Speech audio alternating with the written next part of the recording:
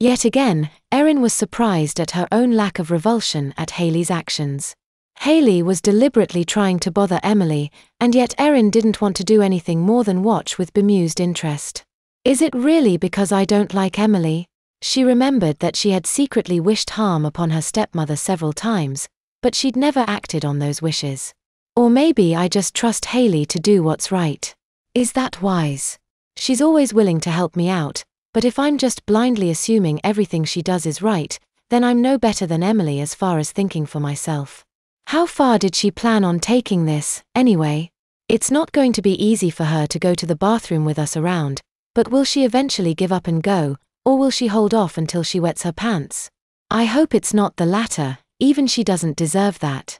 Erin certainly knew what it was like to be forced into having an accident. In Erin's case it was usually because going to the bathroom meant angering her stepmother, whereas Emily couldn't go to the bathroom because of some odd shame about her bodily functions, but the principle wasn't that much different. But there really wasn't anything Erin could do about it at this point. For better or worse, Emily was stuck with them until her mother came to pick her up, so even if Hayley did nothing further, it was still possible that Emily would continue to refuse to use the toilet until it was too late. The only possibility was to tell Erin to go off on her own somewhere and meet back later, but casting her aside like that was too rude for Erin to do, even if it was for Emily's own good. Well, all I can do is hope she eventually overcomes her embarrassment about us knowing she's using a toilet. I'd think that would be less embarrassing than having an accident in the mall. Hayley checked her watch. Looks like we've got about 20 minutes until your mother is going to pick you up. We should think about wrapping it up soon. Emily nodded.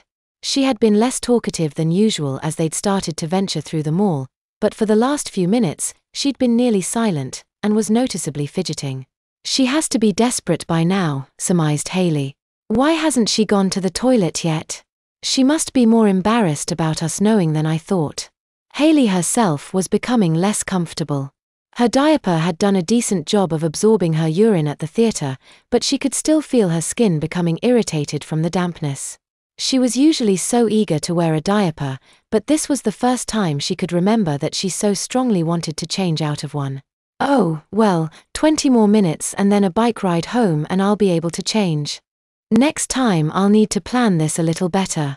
Emily took that moment to gasp, drawing the attention of Erin and Hayley, both of whom expected that such a gasp would be a reaction to an accident.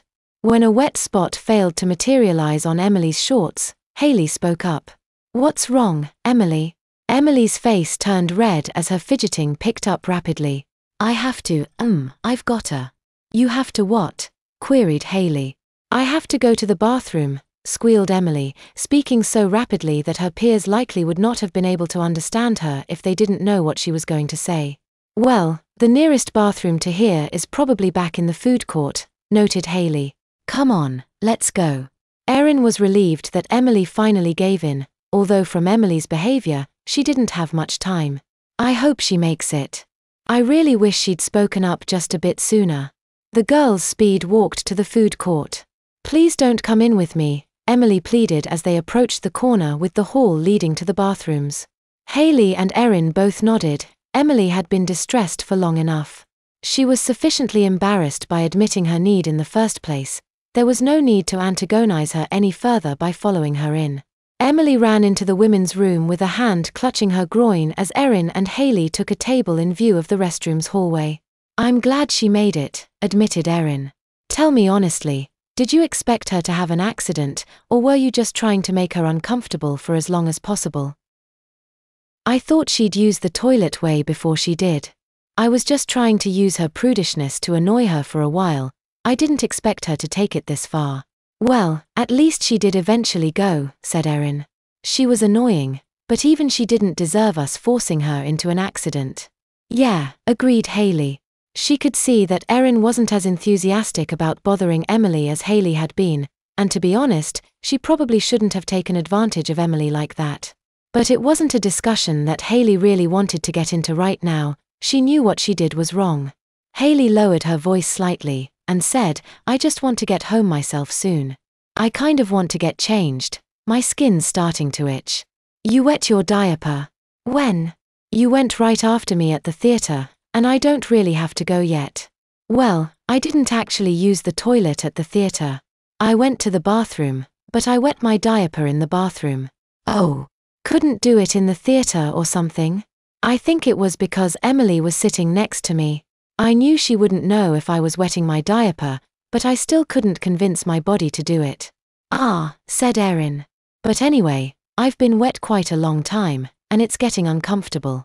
Next time I think I need to either bring panties or another diaper to change into, although I still have to figure out how I'm going to change discreetly in public. I'm sure we'll figure something out, consoled Erin. Anyway, what's taking Emily so long? Hayley thought for a moment. Erin had been in there for a while. Maybe there was a line, or she had to poop or something. Do you think she might not have made it? I mean, if she did have an accident, she'd probably be in there right now trying to figure out a way to dry herself off. Well, she told us to wait out here, Hayley said, and we should respect that. If she doesn't come out by the time her mom is supposed to pick her up, we can go in and find out what's happening. Erin agreed with the plan. Sending a rescue party into the bathroom ultimately turned out to be unnecessary, as Emily emerged from the restroom a few minutes later. Emily's shorts looked like they possibly could have been slightly damp, but the shadows cast on the shorts made it almost impossible to tell for sure. If she hadn't made it on time, she'd done a good job drying her shorts off. What took you so long? Asked Hayley. Did you have to poop? No, said Emily, her face yet again turning red. Did you not get to the toilet in time or something? No, exclaimed Emily, far too quickly. Hayley and Erin exchanged glances. Maybe she did have an accident. Her reaction seemed to indicate that, but there was still no way to be certain. Well, since I can't tell for certain, I'm going to assume she didn't wet herself, thought Erin. There was enough doubt that she could convince herself not to feel guilty for what she'd allowed Hayley to do. Hayley, too, decided to accept her doubt. I never intended to make her wet her pants, and I don't know for sure that she did.